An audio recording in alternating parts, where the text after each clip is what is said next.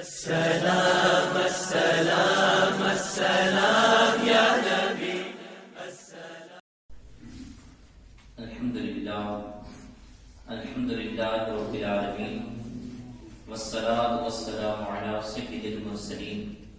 وعلی آلہ واصحابہ اجمعین، اما بعد فاعوذ باللہ من الشیطان الرجیم، بسم اللہ الرحمن الرحیم۔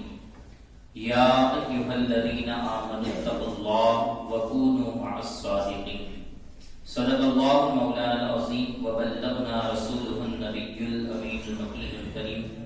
ونحن على ذلك لمن الشاهدين والشاکرین والمطمئنین والحمد للہ رب العالمین۔ آئیے نہایت ہی ادب اور احترام کے ساتھ ساری کائنات کے رہبر عقیدت میرے اور آپ کے پیارے آقا جناب محمد مجتبی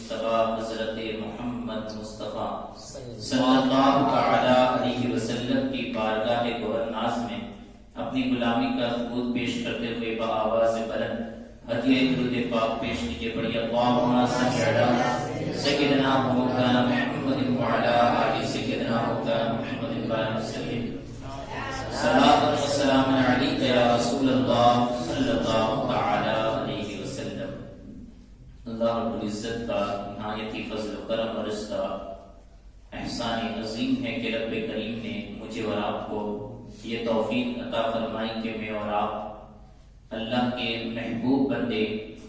حضرت خواجہ خواجگاں عطا رسول حضرت خواجہ محمد حسن سنجری چشتی اجمیری رضی اللہ تعالی عنہ کا ہمیں جشن منانے کی توفیق عطا فرمائی، آپ کا ذکر کرنے کی ہمیں توفیق عطا فرمائی۔ رب کریم ہمیشہ ہمیشہ ہمیں اپنے محبوب بندوں کا ذکر کرنے کی توفیق عطا فرمائی۔ آئے اعلیٰ حضرت کی ایک نعت ہے، اور اعلیٰ حضرت کی نعت یا کلام اس قدر عمدہ اور ایسے حسین ہیں کہ اگر بندہ ان کلاموں کو سمجھنے لگے تو اس کے دل کے اندر عشق رسول موجیں مارنے لگے، عشق رسول اس کے سینے کے اندر موجیں مارنے لگے۔ اعلیٰ حضرت نے اس طریقے سے آقا رحمت صلی اللہ تعالی علیہ وسلم کی تعریف و توصیف کی ہے۔ اس میں آپ دیکھیے کہ انسان کو ہم بھی کبھی ایسا ہوتا ہے کہ کبھی سنڈے ہوتا ہے تو ہم بھی سوچتے ہیں کہ چلو کوئی باغ وغیرہ میں پھر کر آ جائے، چلو ریور فرنٹ چلے جائے، کہیں کاکریا ادھر ادھر، ہمیں بھی سوچ رہتی ہے کہ کوئی ایسی جگہ جائے کہ جہاں پر جا کر ہمارا دل بہل جائے۔ تو اس طریقے سے ایک انسان کی فطرت ہوتی ہے کہ وہ باغ باغیچوں وغیرہ کو پسند کرتا ہے کہ جہاں سے وہ لطف اندوز ہوتا ہے۔ اعلیٰ حضرت نے بھی ایک باغ کی بات کی ہے، اور اس طریقے سے باغ کی اور ایک ایسے چمن کی بات کی ہے کہ جس کو دل کر میرا اور آپ کا بھی سینہ خوش ہو جائے گا، اور اس میں بھی عشق رسول معجزن ہونے لگے گا۔ اعلیٰ حضرت فرماتے ہیں نظر ایک چمن سے دو چار ہے، نظر ایک چمن سے دو چار ہے، نہ چمن چمن بھی نثار ہے۔ فرماتے میری نظر، چمن کہتے ہیں باغ کو، کہتے ہیں میری نظر ایک چمن سے مل چکی ہے، اور ایک چمن کو میری نظر نے دیکھ لیا ہے۔ پھر فرماتے وہ چمن ایسا چمن ہے کہ جس پر سب چمن نثار ہے، وہ چمن ایسا چمن ہے کہ جس پر سب چمن نثار ہے۔ بڑی لمبی نعت ہے، میں 4-5 اشعار کو ہی تشریح کرتا ہوا چلو۔ نظر ایک چمن سے دو چار ہے، نہ چمن چمن بھی نثار ہے، عجب اس کے گل کی بہار ہے۔ گل کہتے ہیں پھول کو، کہتے ہیں عجب اس کے گل کی بہار ہے کہ بہار بلبل زار ہے، کہ بہار بلبل زار ہے۔ بلبل ایک پرندہ ہے جس کو ہم کوئل کہتے ہیں۔ کوئل کا وہ ایک جو عاشق ہوتا ہے تو وہ باغیچے کا، اور باغیچے کے اندر بھی جو جہاں پر پھول زیادہ ہوں گے اور جہاں سے خوشبو زیادہ پیدا ہوتی ہوگی وہ اس جگہ پر جا کر بیٹھتا ہے، اور وہاں جب پہنچ جاتا ہے تو سمجھ لیجیے کہ وہ یوں سمجھ لیتا ہے کہ میری معراج ہو گئی، یہ مجھے دنیا کی سب سے اچھی جگہ نصیب ہو گئی۔ تو فرماتے ہیں کہ عجب اس کے گل کی بہار ہے، یعنی اس کے پھولوں کی جو خوشبوئیں بھی ہے وہ بڑی عمدہ ہے، وہ بھی بڑی عجیب ہے۔ کہ بہار بلبل زار ہے، کہ بلبل جتنے بھی ہیں وہ تمام وہیں پر جا کر خوشبو لیا کرتے ہیں اور وہاں جا کر وہ خوش ہو جاتے ہیں۔ بلکہ صرف بلبل ہی نہیں، صرف بلبل ہی نہیں، بلبل کے جب شاعر لوگ بلبل کا جب لفظ لیتے ہیں تو وہ اس کا معنی عاشق سے کرتے ہیں، عاشق رسول سے کرتے ہیں۔ تو فرماتے ہیں نہ دل بشر ہی فگار ہے، نہ دل، آج میں اور آپ اور ہر انسان 14 صدیاں گزر گئی، ہر کوئی آقا رحمت صلی اللہ علیہ وسلم کی محبت میں سرشار نظر آتا ہے، ہر کوئی آپ کے نعرے لگاتا ہے، ہر کسی کی یہ امید ہے کہ میرے آقا کا ہمیں دیدار نصیب ہو جائے، اور اسی کے اندر وہ اس چکی کے اندر پساتا رہتا ہے، ہر تکلیف کو برداشت کرتا ہے، آقا رحمت صلی اللہ علیہ وسلم کی سنتوں کو اپناتا ہے، اور جتنی بھی تکالیف ہوتی ہیں ان تمام تکلیفوں کو برداشت کر کے بھی اس کی یہ امید ہوتی ہے کہ میرے آقا مجھ سے خوش ہو جائے۔ فرماتے ہیں نہ دل بشر ہی فگار ہے، فگار کے معنی ہوتے ہیں تکلیفوں کو برداشت کرنا، دکھ درد کو سہنا، کہ ملک بھی اس کا شکار ہے، ملک بھی یہ نہیں کہ یہ صرف انسان ہی ان تکلیفوں کو اٹھاتے ہیں۔ فرماتے ہیں ملک، ملک کہتے ہیں فرشتوں کو، ملک کہتے ہیں فرشتوں کو، فرماتے ہیں کہ ملک بھی اس کا شکار ہے۔ حدیث مبارکہ میں آتا ہے کہ اللہ رب العزت روزانہ صبح میں 70,000 فرشتے یہ آقا رحمت صلی اللہ علیہ وسلم کی حاضری کے لیے، آپ کے در کی حاضری کے لیے بھیجتا ہے، پھر شام کو دوسرے 70,000 آتے ہیں، تو جو پہلے 70,000 آ جاتے ہیں ایک مرتبہ تو پھر ان کی امید رہتی ہے کہ دوبارہ ہمیں وہ در نصیب ہو جائے، دوبارہ ہمیں وہ در نصیب ہو جائے، لیکن قیامت تک ان فرشتوں کو دوسری مرتبہ آنے کا موقع نہیں ملے گا، قیامت تک ان فرشتوں کو دوسری مرتبہ آنے کا موقع نہیں ملے گا۔ تو فرماتے ہیں کہ یہ نہیں کہ صرف انسان ہی امید رکھتے ہیں، یہ انسانی امید رکھتے ہیں کہ ہمیں آقا کا در نصیب ہو جائے، بلکہ وہ فرشتے آسمانوں میں رہنے والے یہ بھی امید رکھتے ہیں کہ ہمیں آقا کا در نصیب ہو جائے۔ فرماتے ہیں نہ دل بشر ہی فگار ہے، کہ ملک بھی اس کا شکار ہے، یہ جہاں کے ہستہ ہزار ہے، ہستہ ہزار کہتے ہیں 18,000 عالم، ہستہ ہزار یعنی 18,000 عالم۔ اچھا یہ جو ہزار کا لفظ ہے اگر اردو اور فارسی کے اندر استعمال ہو تو وہ تعداد کا معنی دیتا ہے، یعنی 1000، 1000، 2000 اس طریقے سے تعداد کا معنی دیتا ہے، لیکن جب یہی ہزار اگر عربی کے اندر آ جائے تو وہ پھر عشق کا معنی دیتا ہے، وہ پھر عشق کا معنی دیتا ہے، بلبل کا معنی دیتا ہے۔ فرماتے ہیں یہ جہاں کے ہستہ ہزار ہیں، جسے دیکھو اس کا ہزار ہے، جسے دیکھو اس کا ہزار ہے۔ آپ کو سمجھ میں آ رہی ہوگی، یہ جہاں کے ہستہ ہزار ہیں، یعنی 18,000 جتنے عالم ہیں وہ صرف وہ تمام کے تمام جسے دیکھو اس کا ہزار ہے، یعنی 18,000 عالم کے تمام عالم یہ تمام کے تمام میرے آقا کے عاشق ہیں، اور وہ تمام کے تمام میرے آقا کے گیت گا رہے ہیں۔ بلکہ دیکھ کے آگے اور فرماتے ہیں وہ ہے بھینی بھینی وہاں مہک، وہ ہے بھینی بھینی وہاں مہک، کہ بسائے عرش سے فرش تک، وہ چمن ایک ایسا چمن ہے، ابھی تک اعلیٰ حضرت نے یہ نہیں بتایا کہ وہ کس چمن کی بات کر رہے ہیں، بس صرف ایک باغیچے سے تشبیہ دے کر وہ بات کر رہے ہیں کہ میں نے ایک چمن جو میری نظروں میں بسا ہوا ہے، وہ چمن ایک ایسا چمن ہے کہ جہاں پر بھینی بھینی مہک ہے، بھینی بھینی مہک ہے۔ آپ دیکھتے ہیں چمن ایک ایسا چمن ہوتا ہے کہ جہاں پر جھرنے بھی اترتے ہیں، جہاں پر خوشبوئیں بھی ہوتی ہیں، جب ہوائیں چلتی ہیں تو پھول پتے وغیرہ بھی گرتے ہیں، تو انسان کو وہاں پر بڑا لطف آتا ہے۔ فرماتے وہ ہے بھینی بھینی مہک وہاں مہک، کہ بسائیں عرش سے فرش تک، یعنی عرش سے فرش تک خوشبوئیں ہی خوشبوئیں ہیں، وہ ہے پیاری پیاری وہاں چمک، وہ ہے پیاری پیاری وہاں چمک، اور ایسی چمک کہ وہاں کی شب بھی نہار ہے، شب کہتے ہیں رات کو اور نہار کہتے ہیں دن کو۔ تو فرماتے ہیں کہ وہ ہے پیاری پیاری وہاں چمک، کہ وہاں شب بھی دن ہے، وہاں بھی شب بھی یہ نہار ہے۔ پھر آگے ارشاد فرماتے ہیں کہ یہ سمن یہ سو سنو یا سمن، یہ بنفش کی سنبل و نسترن، اس طریقے سے بہت ساری باغیچے کی تعریف کرتے ہوئے اعلیٰ حضرت بہت آگے بڑھتے رہے۔ پھر یہاں تک کہ کسی نے پوچھ لیا کہ حضور آپ کس قدر ایک باغ کی ایک چمن کی تعریفیں کر رہے ہیں، وہ چمن ہے بھی کون سا چمن،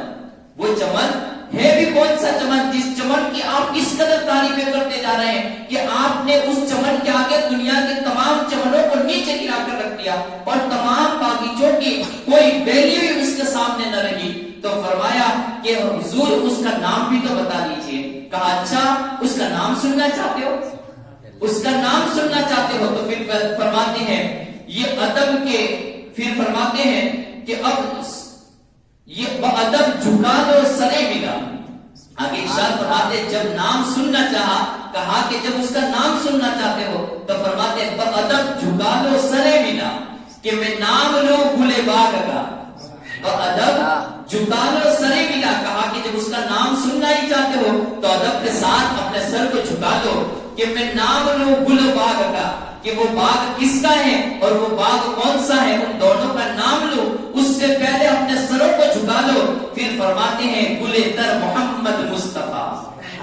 گلے تر محمد مصطفیٰ، چمن گل کا پاک تیار ہے، چمن گل کا پاک تیار ہے۔ تو اعلیٰ حضرت نے بڑی لمبی، میں انشاءاللہ پھر کسی موقع سے ہر ایک اشعار کی آپ کے سامنے تشریح کرتا ہوا چلوں گا۔ اعلیٰ حضرت کے کلاموں کے اندر بڑا ہی عشق رسول رکھا ہوا ہے اور ایسے مقبول کلام ہیں کہ اگر ہم ان کلاموں کی تلاوت یعنی ان کو پڑھیں تو اللہ رب العزت ایک آواز بخش دیتا ہے، اس کے عشق رسول بخش دیا جاتا ہے اور انسان کے دل کے اندر اللہ اور اس کے رسول کی محبت پیدا ہوتی ہے۔ ایک ایک شعر کے اندر قرآن و حدیث سما کر رکھے ہوئے ہیں۔ درود کافی اللہم صلی علی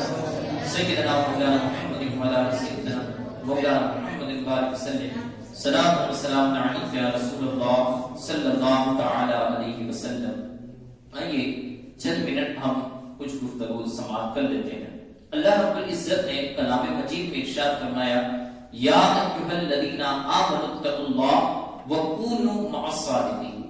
کہ ایمان والو اللہ سے ڈرو یعنی تقوی کو اختیار کرو اور سچوں کے ساتھ ہو جاؤ۔ اب یہاں پر اس آیت مبارکہ میں ہم بار بار اس آیت مبارکہ کو سنتے رہتے ہیں، لیکن یہ آیت مبارکہ کس وجہ سے نازل کی گئی شاید ہی بہت سے کم لوگ ہوں گے کہ جو اس کے معنی مطالب اور اس کے شان نزول کو جانتے ہوں کہ یہ آیت مبارکہ یہ بات اور ہے کہ کلام مجید کے ہر لفظ کے اندر بے شمار معنیت رکھی ہوئی ہے، آپ جس طریقے سے چاہے اس سے مطلب اپنا حاصل کر سکتے ہیں، لیکن جو اصل معنی ہوتا ہے وہ اس کے شان نزول کے اعتبار سے ہوتا ہے کہ یہ آیت مبارکہ کس وجہ سے کس موقع پر اور کس مقام پر نازل ہوئی، وہ اصل آیت کا مطلب ہوا کرتا ہے یا ایھا الذین آمنوا اتقوا اللہ، کہ اے ایمان والو تقوی کو اختیار کرو، وکونوا مع الصادقین، اور سچوں کے ساتھ ہو جاؤ۔ یہ آیت مبارکہ کا شان نزول جو ہے اس سے یہ ثابت ہوتا ہے کہ انسان کو سچائی کو اختیار کرنا چاہیے، انسان کو سچائی اختیار کرنی چاہیے کہ اسے ہمیشہ ہمیشہ ہر حالت میں سچ بولنا چاہیے، کہ کبھی بھی اس کی زبان سے کبھی جھوٹ کا ایک کلمہ بھی نہ نکلے، کبھی بھی اس کی زبان سے جھوٹ کا ایک کلمہ بھی نہ نکلے۔ اب آئیے کہ اس کے حساب سے یعنی سچ اس حد تک وہ بولتا رہے اور اس حد تک وہ بولتا رہے کہ چاہے اسے کسی بھی تکلیف یا ہلاکت والی جگہ سے بھی گزرنا پڑے لیکن پھر بھی وہ سچائی کے دامن کو نہ چھوڑے، اور ہمارے بزرگوں نے اس پر عمل کر کے بتایا ہے۔ آقا رحمت صلی اللہ علیہ وسلم ارشاد فرماتے ہیں کہ اگر انسان سچ بولتا رہے، فرماتے ہیں حضرت منصور بن معتمر رضی اللہ تعالی عنہ سے روایت ہے، فرماتے ہیں تحروا الصدق وان رأيتم ان الحلقة فيه فإن فيه النجاة،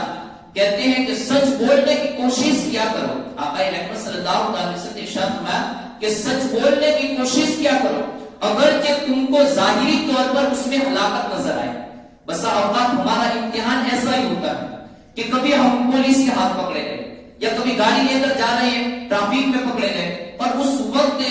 اور ایسے کئی موقع ہمارے پاس آتے ہیں اور کئی ایسی جگہ ہم پہنچ جاتے ہیں کہ اس وقت جھوٹ بولے بغیر چارہ ہی نہیں رہتا، ہمیں ظاہری طور پر یہ لگنے لگتا لگتا ہے کہ اگر یہاں پر جھوٹ نہ بولا تو ہم پھنس جائیں گے، کسی بڑی مصیبت کے اندر پھنس جائیں گے، اور ہو سکتا ہے کہ پھر ہمیں زیادہ تکلیفوں کو اٹھانا پڑے۔ آقا اکرم صلی اللہ علیہ وسلم نے ہمیں ارشاد فرمایا اور متنبہ فرمایا، فرماتے ہیں کہ سچ بولنے کی ہی کوشش کیا کرو، یا ہر حالت میں سچ بولا کرو، اگر کہ تمہیں ظاہری طور پر یہ لگے کہ میں سچ بولوں گا تو اس میں ہلاکت کے اندر اتر جاؤں گا، یعنی ہلاکت کے اندر میں اتر جاؤں گا۔ فرمایا کہ اگر تم یہ سمجھ بھی لو لیکن پھر بھی سچ بولا کرو، اس لیے کہ یہ تمہارا گمان ہے کہ تم ہلاکت میں اتر جاؤ گے، لیکن میں اللہ کا رسول کہہ رہا ہوں، یقین کرو میں اللہ کا رسول کہہ رہا ہوں کہ سچائی کے اندر ہی نجات ہے، سچائی کے اندر ہی نجات ہے۔ تم سمجھ رہے ہو کہ تم ہلاکت کے اندر اتر جاؤ گے، لیکن نہیں، سچ بولنے کے اندر ہی نجات ہے۔ بلکہ رحمت عالم صلی اللہ علیہ وسلم نے یہاں تک ارشاد فرمایا کہ انا زعیم ببیت وسط الجنہ لمن ترک الکذب وان کان مازحا، کہ اگر تم میں سے کوئی بات چیت بھی کرے تو اس وقت اسے سچ کو بولنا چاہیے، اس لیے کہ جو سچ بولتا ہے اللہ رب العزت اس شخص کے لیے جنت کا درمیان والا دروازہ کھول دیتا ہے۔ سچے انسان کے لیے درمیان والا دروازہ کھول دیا جاتا ہے، اور فرماتے ہیں کہ جھوٹ بولنا چھوڑ دے، اگر جھوٹ مذاق کے طور پر بھی بولتے ہو، جھوٹ بولنا یہ چھوڑ دے۔ خاص کر ہمارے بچے اس بات کو دھیان سے سنیں کہ جھوٹ مذاق بھی کر رہے ہو لیکن اس وقت بھی جھوٹ نہیں بولنا چاہیے۔ اب میں آیت کے شان نزول کی طرف جاؤں کہ آیت مبارکہ کس وجہ سے نازل ہوئی۔ آقا رحمت صلی اللہ علیہ وسلم جب بھی جنگ فرماتے تھے اور جنگ پر جانے کا ارادہ ہوتا تھا تو پہلے صحابہ کرام کے درمیان اس جگہ کا یا اس کا کچھ معاملہ یہ صحابہ کرام کے سامنے رکھتے تھے، یعنی مشورہ کیا کرتے تھے۔ اسی طریقے سے جنگ تبوک کا موقع آیا، یہ وہ جنگ تھی جو آقا رحمت صلی اللہ علیہ وسلم کی آخری عمر کے اندر لڑی گئی، اور یہ جنگ باضابطہ طور پر ہوئی تو نہیں، لیکن جنگ تبوک یہ ملک شام کے عیسائیوں نے جب اسلام کے خلاف وہ سازش سے رچی تو پھر رحمت عالم صلی اللہ علیہ وسلم نے مسلمانوں کو حکم دیا کہ ہم عیسائیوں کا مقابلہ کرنے کے لیے ملک شام یعنی سیریا کی طرف جائیں گے۔ تو اس وقت آقا رحمت صلی اللہ علیہ وسلم نے جب یہ اعلان کیا تو چونکہ یہ جو سفر تھا وہ 2 مہینے کا سفر تھا، اور آج تک جو اس وقت تک جو جنگیں اور جو بھی غزوات ہوئے تھے وہ مکہ اور مدینہ یعنی عرب کے اندر ہی وہ تمام غزوات ہوئے تھے، اور یہ عرب سے باہر نکل کر یعنی ملک شام بڑی دور دراز کے مقام پر جانا تھا، جس کی وجہ سے رحمت عالم صلی اللہ علیہ وسلم نے ارشاد فرمایا کہ تمام لوگ جنگ و جدال کی تیاریاں شروع کر دیں، یعنی جس سے ہو سکے توشے کو بھی جمع کر لیں، اپنے ساز و سامان ہتھیار وغیرہ کو بھی سیدھا کر لیں۔ تو اس وقت کہتے ہیں کہ تمام صحابہ کرام یہ جنگ کی تیاریوں کے اندر لگ گئے، لیکن حضرت کعب بن مالک رضی اللہ تعالیٰ عنہ بیان کرتے ہیں کہ بس پورے مدینے کے اندر میں ایسا شخص تھا کہ ہر غزوے کے اندر تو میں آقا رحمت صلی اللہ علیہ وسلم کے ساتھ شریک رہتا تھا، لیکن یہ غزوے کے اندر ایک غزوہ بدر کے اندر میں شریک نہ ہو پایا، اور یہ غزوہ تبوک کے اندر میں نے سستی اور کاہلی سے کام لیا۔ جب سب لوگ صبح ہوتی تو تمام کے تمام لوگ یہ نکلتے اور اپنے ساز و سامان کی تیاریاں کرتے، کوئی بازار جا کر غلہ خریدتا تھا تو کوئی محنت مزدوری کر کے ہتھیار وغیرہ خریدتا تھا۔ کہتے ہیں میں نے سستی دکھائی اور میں نے سوچا کہ اس وقت تو تمام غزوات کے وقت میں غریب ہوتا تھا تو غریبی کے عالم میں بھی میں غزوات میں شریک ہو جاتا تھا، لیکن حضرت کعب بن مالک کہتے ہیں کہ غزوہ تبوک کے موقع پر اللہ کا یہ مجھ پر فضل تھا تو میرے پاس 2 سواریاں تھیں، یعنی مجھے میرے پاس مال کی قلت بھی نہیں کی، میرے پاس مال بھی بہت زیادہ تھا۔ میں نے سوچا کہ سب لوگوں کے پاس تو مال نہیں ہے، اس وجہ سے وہ لوگ محنت اور کوشش کر رہے ہیں، میرے پاس تو مال ہے تو میں آخری دنوں کے اندر بھی تیاریاں کر لوں گا۔ کہتے بس میں یہ سستی میرے اندر آ گئی، میں سب لوگ جب صبح کو اٹھتے تھے اور وہ تیاریاں کرتے تھے تو میں بھی ان کے ساتھ جاتا لیکن میں بیٹھا رہتا، بس میرے دل کے اندر یہ سوچ آ چکی تھی کہ مجھے تو تیاری کرنے کی ضرورت نہیں ہے۔ کہتے ہیں بس میں یہ سوچ لیا، یہاں تک کہ ایک دن فجر کے وقت میں رحمت عالم صلی اللہ علیہ وسلم نے یہ اعلان کر دیا کہ ہم لوگ آج صبح ہی کو مدینہ سے نکلنے والے ہیں۔ کہتے ہیں اب تک میرے پاس کوئی تیاری نہیں تھی، یہاں تک کہ مسلمانوں کا لشکر یہ مدینہ سے باہر نکل گیا. میرے دل میں اس وقت بھی یہ سوچ تھی کہ میں اب بھی کچھ تیاری کر لوں گا اور پیچھے سے جا کر بھی میرے پاس دو سواریاں ہیں, پیچھے سے جا کر لشکر کے اندر مل جاؤں گا. لیکن کہتے ہیں دن گزرتے گئے یہاں تک کہ آقا رحمت صلی اللہ علیہ وسلم کا لشکر اور رحمت عالم صلی اللہ علیہ وسلم کچھ دنوں کے بعد یہ مدینہ میں آنے کی میں نے خبر بھی سن لی کہ رحمت عالم صلی اللہ علیہ وسلم غزوہ تبوک سے واپس پلٹ رہے ہیں اور اب مدینہ میں داخل ہونے والے ہیں. اب کہتے ہیں میرے پاؤں کے نیچے سے زمین کھسکنے لگی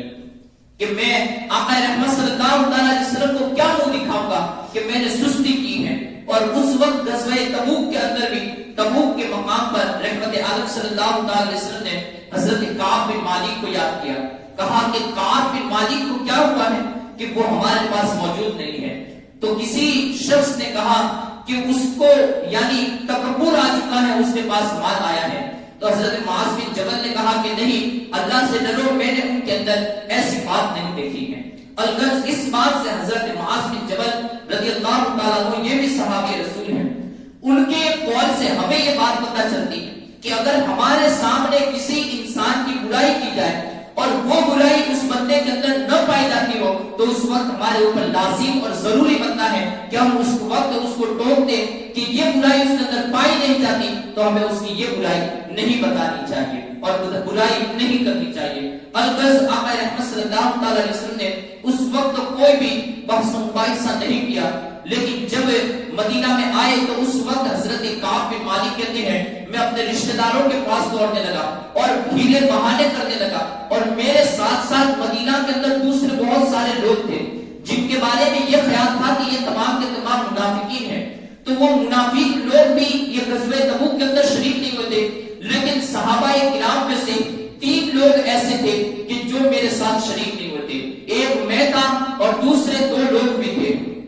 ان میں سے ایک ہلال بن امیہ تھے اور تیسرے حضرت مرارہ تھے. کہتے ہیں کہ ہم 3 لوگ بھی شریک نہ ہو پائے تھے. تو اب جیسے رحمت عالم صلی اللہ علیہ وسلم آئے تو میں بہانے ڈھونڈنے لگا کس طریقے سے اپنے رشتہ داروں کے پاس پہنچا کہ مجھے کوئی تدبیر بتائے جس سے میں آقا رحمت صلی اللہ علیہ وسلم کی ناراضگی سے بچ جاؤں. تو اب یہاں تک کہ وہ تمام لوگوں نے بھی ٹھکرا دیا, کئی لوگوں نے مجھے مشورے بھی دیے کہ تم اس طریقے سے کرو کہ تم کوئی بہانہ جیسے منافقین بہانہ نکالتے ایسا تم بھی کوئی بہانہ نکال لو. تو کہتے ہیں جب میں آقا رحمت صلی اللہ علیہ وسلم آ گئے اور آقا کی یہ عادت تھی صلی اللہ علیہ وسلم کہ جب بھی وہ کسی سفر سے واپس آتے تو مسجد نبوی میں پہلے پہنچتے اور مسجد نبوی میں پہنچ کر پہلے 2 رکعت نماز ادا کرتے اور اس کے بعد پھر اپنے صحابہ کی طرف مخاطب ہوتے. اس میں جو لوگ پیچھے رہ جانے والے ہوتے تھے وہ آتے اور آقا رحمت صلی اللہ علیہ وسلم سے معذرت کو چاہتے تھے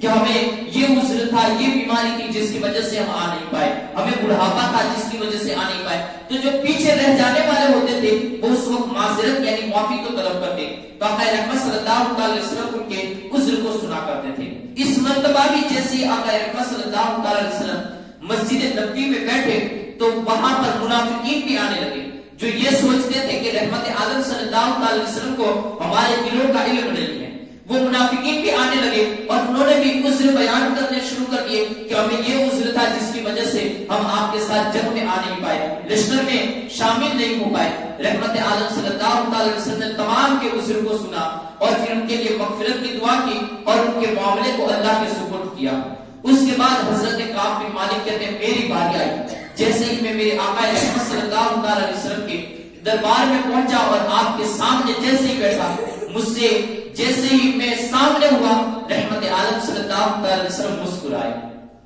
لیکن حضرت کعب بن مالک کہتے ہیں یہ وہ خوشی والا مسکرانا اور نہیں تھا بلکہ وہ غصے والا اور ناراضگی والا مسکرانا تھا کہ کبھی انسان جب کسی سے ناراض ہو جائے تب بھی وہ اس سے مسکرا کر بات کرتا ہے اور اس کا مسکرانا ایک ناراضگی والا. صحابہ کرام میرے آقا کے چہرے کو کیسے پہچانا کرتے تھے, فرماتے ہیں وہ مسکرائے تو صحیح لیکن اس کے باوجود مجھے پسینہ چھوٹ گیا کہ میرے آقا رحمت صلی اللہ علیہ وسلم مسکرائے تو ہے لیکن خوشی کا مسکرانا نہیں ہے بلکہ یہ میری ناراضگی کا مسکرانا تھا. حضرت کعب بن مالک سے پوچھا کہا کعب تم کیوں پیچھے رہ گئے؟ حضرت کعب بن مالک کہتے ہیں یا رسول اللہ صلی اللہ علیہ وسلم اگر میں یہ جانتا جیسا ابھی لوگ بتا کے گئے ہیں تو میں بھی آپ کے سامنے عذر کو کوئی بیان کرتا اور پھر یہاں سے چھٹکارا حاصل کر لیتا، لیکن میں جانتا ہوں اگر میں آپ کو خوش بھی کر لوں تو اللہ رب العزت میرے معاملے کو آپ کے اوپر کھول دے گا اور وہ بتا دے گا اور آپ کو ناراض کر دے گا مجھ سے کہ جو میں نے بہانہ نکالا ہے وہ جھوٹا بہانہ ہے، میں یا رسول اللہ صلی اللہ علیہ وسلم میں سچ کہہ رہا۔ حضرت کعب بن مالک نے اس وقت سچائی کو اختیار کیا اور کہا کہ یا رسول اللہ صلی اللہ علیہ وسلم میرے پاس مال کی فراوانی بھی تھی، میرے پاس ہر چیز تھی، لیکن مجھے سستی اور کاہلی نے آ لیا جس کی وجہ سے میں آپ کے ساتھ شرکت نہ کر سکا۔ حضرت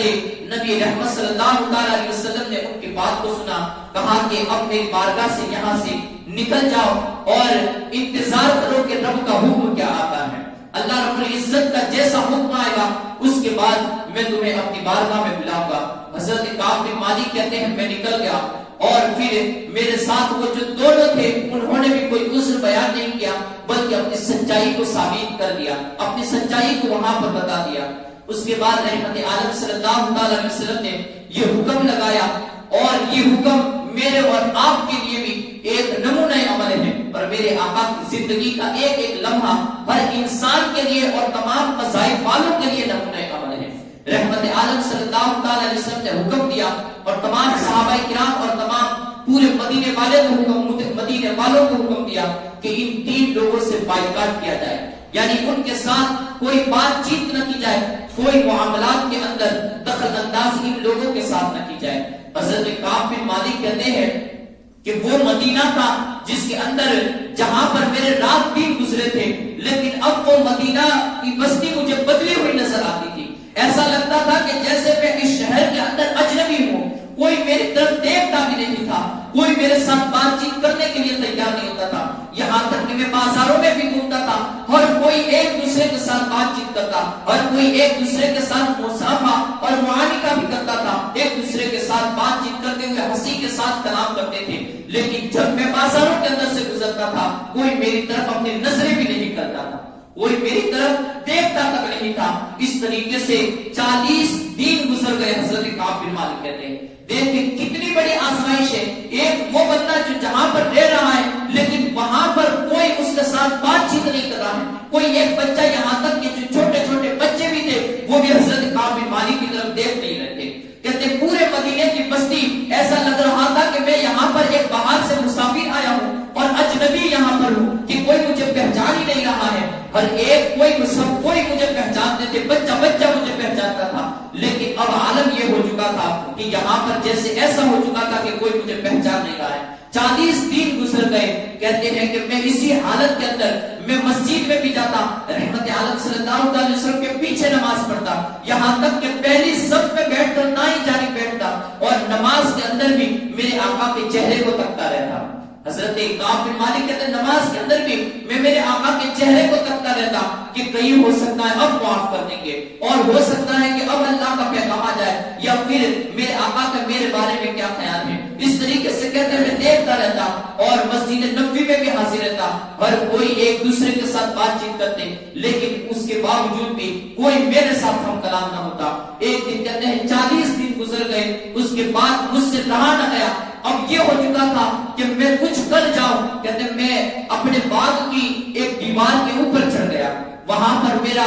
خالہ زاد بھائی حضرت ابو قتادہ رضی اللہ تعالی عنہ یا چچا زاد بھائی بتائے، چچا زاد بھائی یہ وہاں پر موجود تھے اور میں نے ان سے مخاطب ہو کر کہا کہ کیا مجھ سے کوئی برائی ہو چکی ہے اور میرے اندر کوئی اس برائی کے علاوہ کیا اور کوئی برائی باتیں پائی جاتی ہیں۔ کہتے ہیں میں نے 2-3 مرتبہ ان سے بات کی لیکن اس کے باوجود بھی میری بات کا انہوں نے جواب نہ دیا۔ جو میرا بھائی تھا وہ بھی میرے ساتھ بات چیت کرنے کے لیے تیار نہیں تھا۔ میں مدینے کی گلیوں کے اندر مارا پھرتا تھا کہ کہیں ایسا ہو کہ کوئی میرے ساتھ بات چیت کرنے والا ہو جائے۔ آج ہم ذرا دیکھیں کہ 1-2 دوست ہوتے ہیں، اگر ان کے اندر بات چیت بند ہو جائے، ہر کوئی اس کے گھر والے بھی اس کے ساتھ بات چیت کرتے ہو، لیکن اس کے باوجود بھی اس کا دل گھٹنے لگتا ہے۔ یہاں پر تو حالت یہ تھی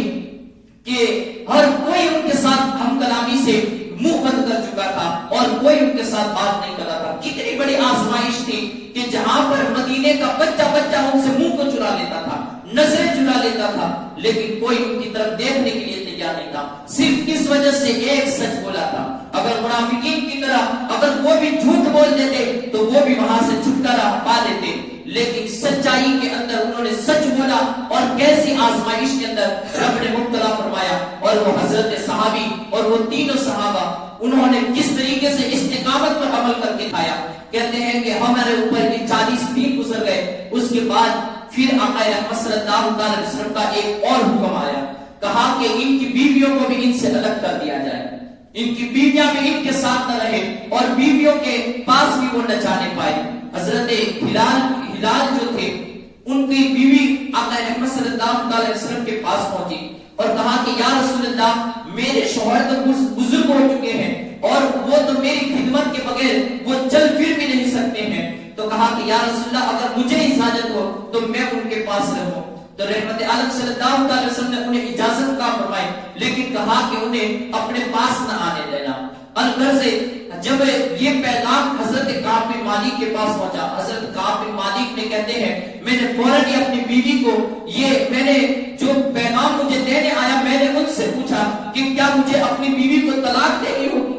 تو حضرت کعب بن مالک کو جب یہ بات بتائی گئی تو حضرت کعب بن مالک نے سوال کیا، تو آنے والے حضرت بلال رضی اللہ تعالیٰ عنہ نے کہا کہ نہیں، طلاق دینے کا حکم نہیں ہے، بس اپنے سے الگ کرنے کا حکم ہے۔ حضرت کعب بن مالک کہتے ہیں فوراً ہی میں نے اپنی بیوی کو اس کے مائکے چلے جانے کے لیے کہا کہ تو اپنی ماں کے وہاں چلی جا جب تک کہ آقا کا دوسرا حکم نہ آ جائے۔ تو صحابہ کرام دیکھیے کیسے آقا رحمت صلی اللہ علیہ وسلم کی ایک ایک بات پر عمل کرتے جا رہے ہیں۔ یہاں پر اگر کوئی شریعت کا بھی کوئی مسئلہ آ جائے لیکن ہم اس پر عمل کرنے کے لیے تیار نہیں ہیں۔ صحابہ کرام نے کس طریقے سے عمل کر کے بتایا۔ آخر کہتے ہیں پھر 10 دن اور گزر گئے، یہاں تک کہ 50 دن پورے ہو گئے اور فجر کی نماز کا وقت تھا۔ میں اسی دیوار کے اوپر بیٹھا ہوا تھا، اب میں سوچ رہا تھا کہ میں کس طریقے سے اس مدینے کے اندر جی سکوں گا جہاں پر کوئی میرے ساتھ ایک بچہ بھی بات کرنے کے لیے تیار نہیں ہے، میرے رشتہ دار بھی میرے ساتھ بات کرنے کے لیے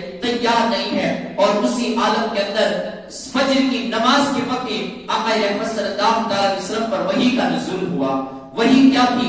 11ویں پارے کے اندر ہے لقد تاب اللہ علی النبی والمہاجرین والانصار الذین اتبعوه فی ساعۃ العسرہ من بعد ما کان یزیغ قلوب فریق منهم ثم تاب علیہم انہ بهم رؤوف رحیم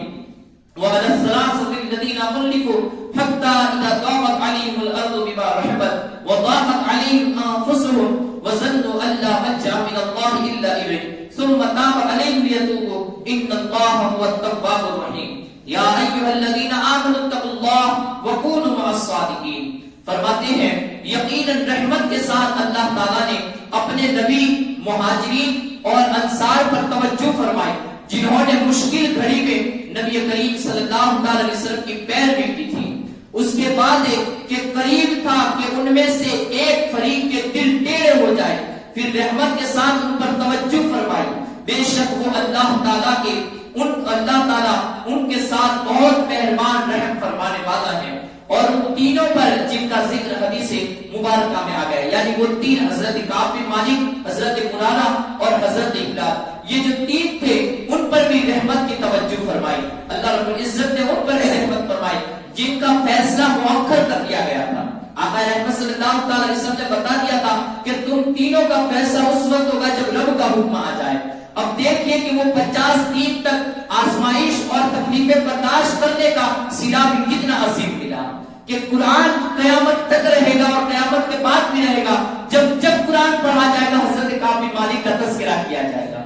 کتنی آزمائش کے اندر مبتلا ہوئے کہ جیسے انہیں یہ من ہو چکا تھا کہ اب مدینے میں رہنا میرا دشوار ہو چکا ہے، لیکن پھر بھی وہ ثابت قدم رہے اور ایک سچائی کی وجہ سے انہوں نے ان تمام تکالیف کو برداشت کر لیا۔ اللہ نے ان پر اپنی رحمت بھری توجہ فرمائی اور توجہ کے ساتھ ساتھ سند عطا فرمائی، کلام مجید ان کا تذکرہ بھی فرما دیا۔ فرمایا فیصلہ مؤخر کر دیا گیا تھا، یہاں تک کہ جب زمین اپنی وسعت اور وسعت کے باوجود ان پر تنگ ہو چکی تھی، مدینہ منورہ کی سرزمین اتنی وسعت والی تھی لیکن وہ سمجھنے لگے تھے کہ یہ زمین ہمارے اوپر تنگ ہو چکی ہے اور ان پر اپنی جانیں بھی بوجھ بن چکی تھی، اور انہیں یقین ہو گیا کہ اللہ کے سوا ان کے لیے کوئی جائے پناہ نہیں ہے۔ پھر اللہ نے ان پر توجہ فرمائی تاکہ وہ توبہ کر لے اور ان کو معافی دے دی جائے۔ بے شک اللہ تعالیٰ بڑا ہی توبہ قبول کرنے والا، بہت ہی رحم فرمانے والا ہے۔ ایمان والو، اللہ سے ڈرتے رہو اور سچے لوگوں کے ساتھ ہو جاؤ۔ یہ اس کے بعد کی آیت مبارکہ ہے۔ تو جو اوپر آیت مبارکہ کا تعلق ہے وہ یہ ہے کہ انسان چاہے کیسی بھی ہلاکت کا سامنا کرنا پڑے لیکن وہ سچ بولنا نہ چھوڑے، ہمیشہ ہمیشہ ہر حالت میں وہ سچ بولتا رہے، کبھی بھی وہ جھوٹ کے دامن میں نہ جائے، کبھی جھوٹ کو اپنے پاس بھٹکنے بھی نہ دے اور ہمیشہ ہمیشہ سچ بولتا رہے۔ جب ایسے سچ بولنے کے بعد اگر وہ ایسی بھی مصیبت کے اندر مبتلا ہو جائے جیسے حضرت کعب بن مالک رضی اللہ تعالیٰ عنہ مبتلا ہوئے، تو پھر اللہ رب العزت اس کا انعام بھی بہترین عطا فرمائے گا، ایسا انعام عطا فرمائے گا جو انسان سوچ بھی نہیں سکتا ہے۔ یہ سچائی کا انعام تھا جو حضرت کعب بن مالک رضی اللہ تعالیٰ عنہ اور ان کے دونوں ساتھیوں کا عطا کیا گیا، اور جو باقی کے لوگ جو اپنا عذر جھوٹا بیان کر کے نکل چکے تھے، اللہ رب العزت نے ان کے لیے جہنم کو واجب کر دیا، جو اسی کے آگے کی آیت مبارکہ کے اندر بیان کیا گیا ہے۔ الغرض ہمیں چاہیے کہ ہم ہمیشہ ہمیشہ سچ بولا کریں، کبھی بھی کسی بھی حالت میں یہ جھوٹ کو اپنی زبان پر نہ آنے دے، چاہے مذاق کرتے ہو چاہے کوئی اور جگہ پر ہو، لیکن جھوٹ کبھی بھی نہ بولے۔ رب کی بارگاہ میں دعا ہے اللہ رب العزت ہمیں نیک کام کرنے کی توفیق عطا فرمائے، برے کاموں سے بچائے، صراط المستقیم کی ہدایت نصیب فرمائے، ایمانی زندگی عطا فرمائے، ایمانی موت نصیب فرمائے۔ بزرگان دین کا ہمیشہ ہمیشہ ہمیں ان کے نقش قدم پر چلنے کی توفیق عطا فرمائے، ان کا ذکر کرنے کی توفیق عطا فرمائے۔ باقی دعوانا الحمدللہ رب العالمین۔ السلام۔